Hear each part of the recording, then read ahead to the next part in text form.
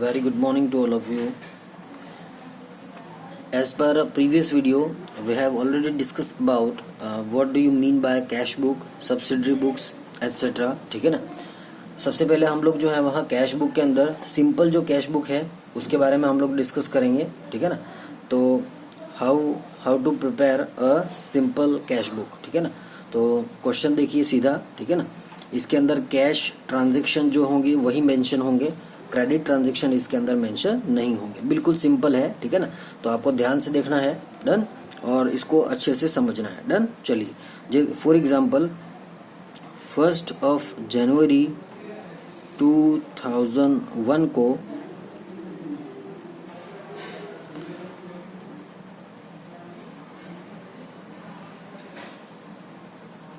Cash available in our business ₹2 lakh. आपके पास में 1 जनवरी 2001 को कैश अवेलेबल था 2 लाख. ठीक है ना. फिर 5 जनवरी 2001 को goods purchase from Nayan for ₹10,000. आपने नयन जो है उससे गुड्स परचेज किया. ठीक है ना. ठीक है. और वो भी 10,000 का, और वो भी कैश. ठीक है ना. Goods purchase from Nayan for cash. फिर है 7 जनवरी 2001 को goods sold to Rahul for worth ₹20,000.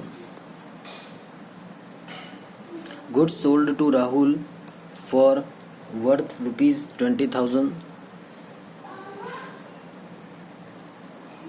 10 January 2001 goods sold by cash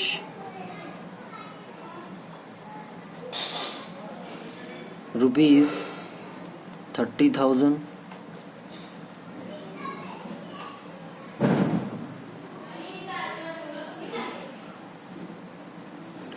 20 January 2001 rent paid by cash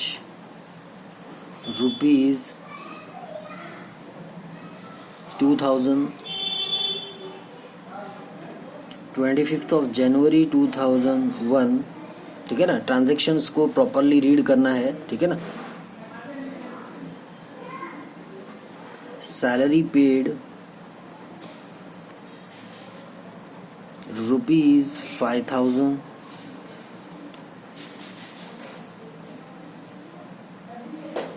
38 January 2001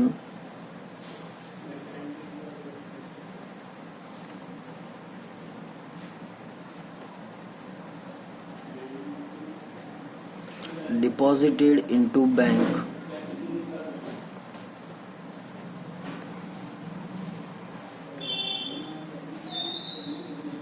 by cash ₹10,000. And last one is a 31st January 2001 goods sold by cash ₹40,000. ठीक है ना. Prepare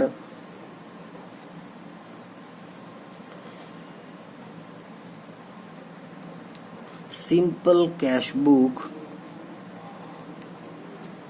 prepare simple cash book. ठीक है ना. Solution बिल्कुल simple है. ठीक है ना. अब होप आपको ट्रांजेक्शन्स सारे समझ में आए होंगे. ठीक है ना. अब इनमें से एक ट्रांजेक्शन ऐसा है जो कि हमारी कैश बुक के अंदर नहीं आएगा। कौन सा? तो देखिए 7 जनवरी को good sold to Rahul for worth ₹20,000 लिखा हुआ है, पार्टी का नाम लिखा हुआ है, कैश कहीं यूज में नहीं आ रहा है, ठीक है ना। इसका मतलब ये क्रेडिट ट्रांजैक्शन है, और credit transaction it's not related with the cash book. समझ में आ गया? ठीक है ना। चलिए तो लेट्स सी, तो कैश बुक बनाएंगे हम लोग। तो कैश बुक, ठीक है। तो सबसे पहले आप इसका प्रॉपर फॉर्मेट बनाएंगे। डन। तो first we prepare a format for the cash book. Done. जिसमें सबसे पहले हम लोग जो है वहाँ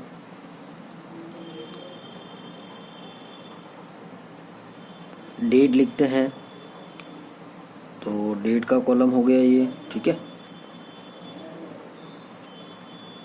फिर उसके बाद हम लोग पर्टिकुलर लिखते हैं, तो ये उसका कॉलम हो गया, ठीक है। फिर उसके बाद LF लेज़र फोलियो, ठीक है ना। तो इसका कॉलम हो जाएगा ये। डन। फिर उसके बाद में अमाउंट, तो ये इसका कॉलम हो जाएगा, ठीक है। तो इस तरीके से आपको सेम 4 कॉलम्स जो है वहाँ आपकी जो राइट हैंड साइड है, मतलब क्रेडिट साइड, उधर भी आपको बनाने हैं, ठीक है ना। टोटल 8 कॉलम्स हो जाएंगे आपके। First column is a date, ठीक है ना। डेट जो है वहाँ क्वेश्चन के अंदर अगर गिवन है तो इट्स मैंडेटरी, ठीक है ना, कि आपको वो लिखना है। डन। देन पर्टिकुलर, ठीक है ना। तो ये हो जाएगा आपका पर्टिकुलर। फिर आपका LF, ठीक है ना, लेज़र फोलियो। ये कॉलम आप छोटा बनाते हो तो इट्स ओके, क्योंकि इसका यहाँ पे यूज़ नहीं होगा, बट बनाना बहुत ज़रूरी है, ठीक है ना। डन। तो ये आपके 4 कॉलम्स हो गए आपके राइट हैंड साइड के अंदर। तो ये आपका प्रॉपर फॉर्मेटिंग हो जाएगा, ठीक है ना। आपको फॉर्मेट जो है वहाँ पेंसिल से बनाना है, ठीक है ना। Don't use a pen for the format, ठीक है ना। और उसके अंदर फिर लिखना जो है वो पेन से लिखना है, ठीक है ना। फॉर्मेट आपको जो है वो पेंसिल से बनाना है, और अंदर जो लिखोगे डेट पर्टिकुलर वगैरह वो सारा ब्लू इंक से लिखना है, ठीक है ना। तो ये आपको ध्यान रखना है। डन। तो फर्स्ट ऑफ ऑल मैंने आपको एक चीज बता दी थी लेजर अकाउंट के अंदर, कि अगर किसी चीज का ओपनिंग बैलेंस दिया हुआ है, मतलब एसेट्स और लाइबिलिटी का, ठीक है ना, तो उसको हम शो करेंगे और फिर उसका बैलेंसिंग निकालेंगे, जो कि टू बैलेंस CD और बाय बैलेंस CD करके आता है, ठीक है ना। तो वो चीज अब यहाँ पे यूज में आएगी, ठीक है ना। क्यों? क्योंकि आपको जनवरी की जो कैश बुक है वो प्रिपेयर करनी है। तो जनवरी के ट्रांजैक्शंस जो है वहाँ लिखे हुए हैं, ठीक है ना। प्रिपेयर सिंपल कैश बुक, फिर आप ब्रैकेट में लिख दीजिए, लिखा हुआ भी रहता है फॉर जनवरी, जनवरी 2001, ठीक है ना। तो आपको जनवरी के लिए, उस महीने के लिए आपको बनानी है। तो 1 Jan 2001 को आपके पास में कैश अवेलेबल था 2 लाख, ठीक है ना। तो ये आपका ओपनिंग बैलेंस है। लास्ट ईयर का जो क्लोजिंग बैलेंस था वो इस साल ओपनिंग बन के आया हुआ है, ठीक है ना। और ये कैलेंडर ईयर है आपका, ठीक है ना, फाइनेंशियल ईयर नहीं है। डन। तो सर हम लोग जो है वहाँ सॉरी कैलेंडर ईयर जो है वो भी हो सकता है और फाइनेंशियल ईयर भी हो सकता है, ठीक है ना। तो अकॉर्डिंग टू द क्वेश्चन हमें खाली जनवरी महीने की बनानी है, हम यहाँ पे पूरे साल की बात नहीं कर रहे हैं, बिकॉज ऑफ कैश बुक जो होती है वो हर महीने मेंटेन होती है, ठीक है ना। बात समझ में आ गई? चलिए, तो सर 1 Jan को हमारे पास जो कैश अवेलेबल था वो था सर 2 लाख रुपीज, ठीक है ना। तो इट्स अ ओपनिंग बैलेंस, ठीक है ना। तो सर लास्ट मंथ जो था दिसंबर, उसका जो क्लोजिंग था वो था 2 लाख, ठीक है ना। और इस साल मतलब इस महीने का 1 जनवरी का जो ओपनिंग है वो आपका 2 लाख हो जाएगा, ठीक है ना। तो कैश इज एसेट्स बता चुका हूं मैं पहले। तो सर एसेट्स जो है उनका कौन सा बैलेंस होता है sir? Debit balance. Opening balance जो होता है वो डेबिट बैलेंस होता है। तो आपको डेट मेंशन करनी है, ठीक है ना। फर्स्ट ऑफ ऑल ये 1 जनवरी 2001 को ओपनिंग बैलेंस जो है उसको लिखना है 2 बैलेंस बीडी, ठीक है ना। तो सर कितना है 2 लाख,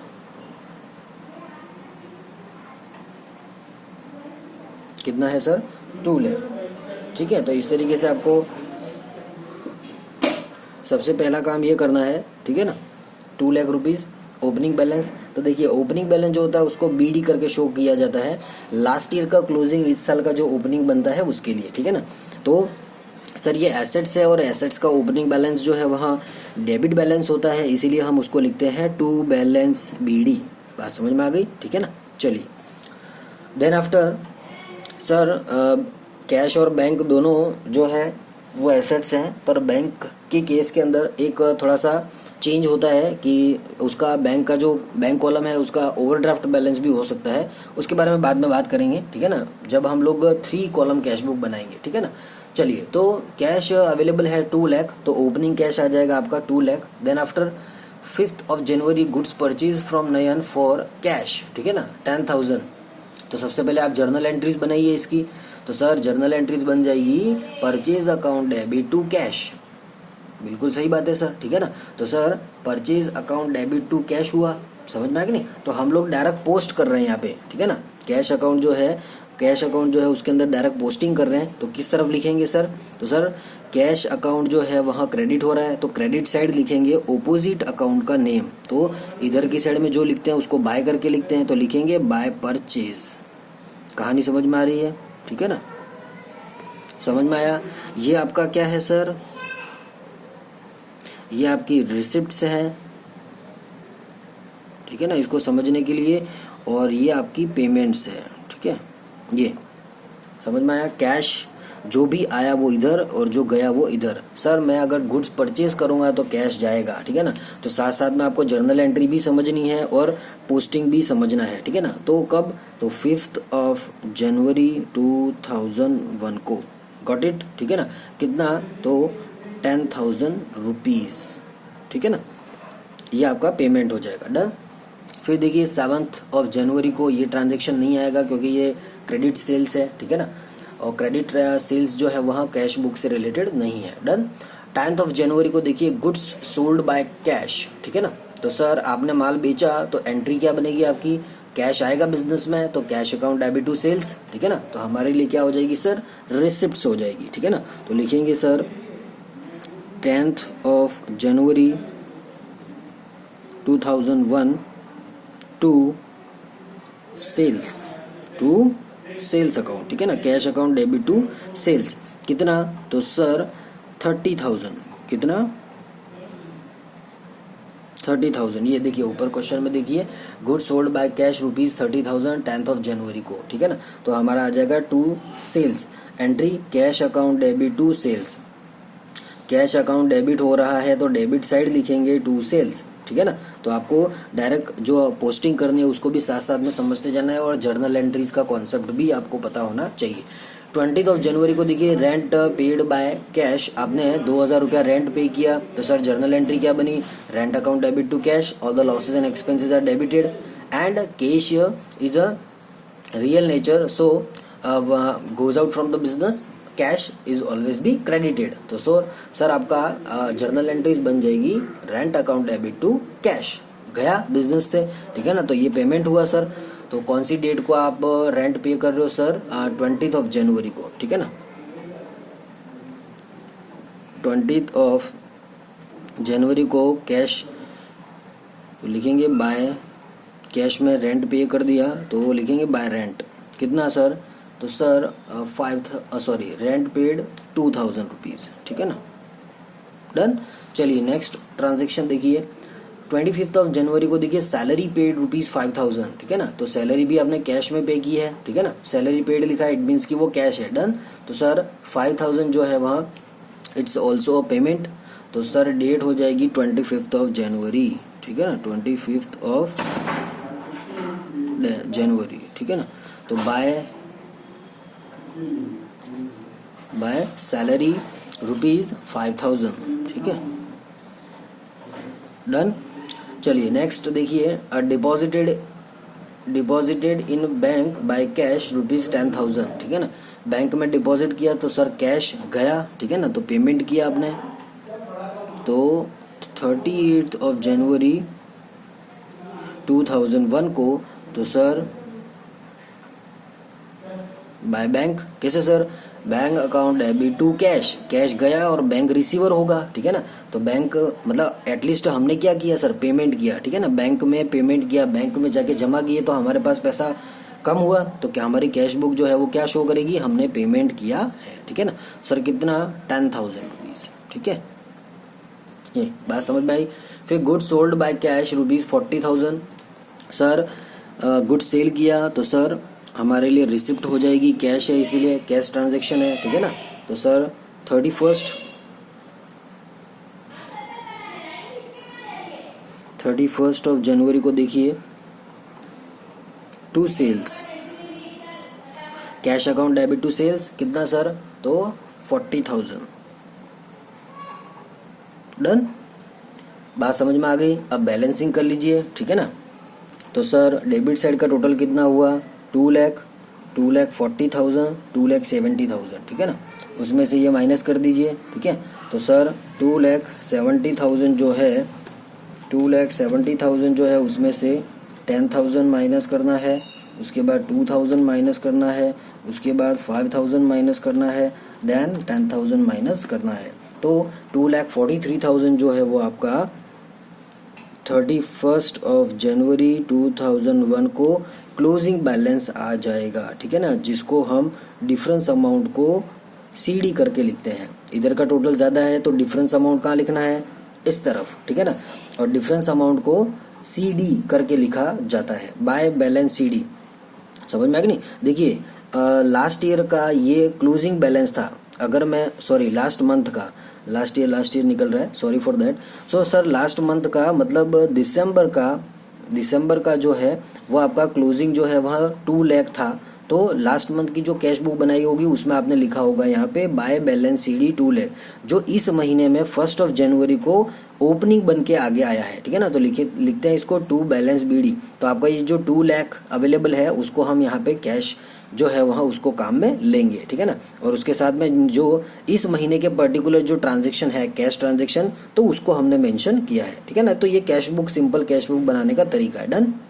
तो all cash receipts we just mention in a debit side of cash book, all cash payment are mentioned in the credit side of cash book, ठीक है ना। Simple logic. डन। अब देखिए तो सर 2,43,000 जो है वो अपना क्लोजिंग बैलेंस आएगा, ठीक है ना। बात समझ में आ गई? डन। जनवरी के महीने में 31 ऑफ जनवरी 2001 जो है, ठीक है, तो एंड ऑफ द मंथ क्या होगा? आपके पास में 2,43,000 का कैश अवेलेबल है। डन। तो सर ये जो आपका कैश बुक क्लोज हो जाएगा, ठीक है ना। अब इसको हम क्लोज करेंगे। पहले जो लेजर अकाउंट बनाते थे उसमें हमने क्लोज नहीं किया था क्योंकि वहां पे ओपनिंग बैलेंस दिया हुआ नहीं था, तो हमने क्लोजिंग भी नहीं निकाला था इस तरीके से, ठीक है ना। तो ये आ जाएगा सर 2,70,000। क्लोज करने का मतलब होता है इसका टोटल और इसका टोटल दोनों बराबर होंगे, जिसको कि हम इस तरीके से क्लोज करते हैं। बात समझ में आ गई, ठीक है ना। और सर देखिए, ठीक है, तो सर ये जो क्लोजिंग बैलेंस है वो 31 ऑफ जनवरी 2001 का है, तो ये आपका जनवरी का एंडिंग है, तो ये आगे कैरी फॉरवर्ड होके जाएगा इधर। कब? तो सर जब मैं लिखूंगा सर 1 ऑफ फरवरी 2001 लिखूंगा ना, अगला महीना, तो उसमें 2 बैलेंस बीडी करके उसको शो किया जाएगा 2,43,000। बात समझ में आ गई, ठीक है ना। तो इस तरीके से आपको ये सिंपल कैश बुक प्रिपेयर करनी है, ठीक है ना। तो इसमें अगर आपको कोई डाउट्स हैं तो बिल्कुल आप कमेंट्स बॉक्स में राइट डाउन कर सकते हैं, ठीक है ना। Thank you and have a nice day.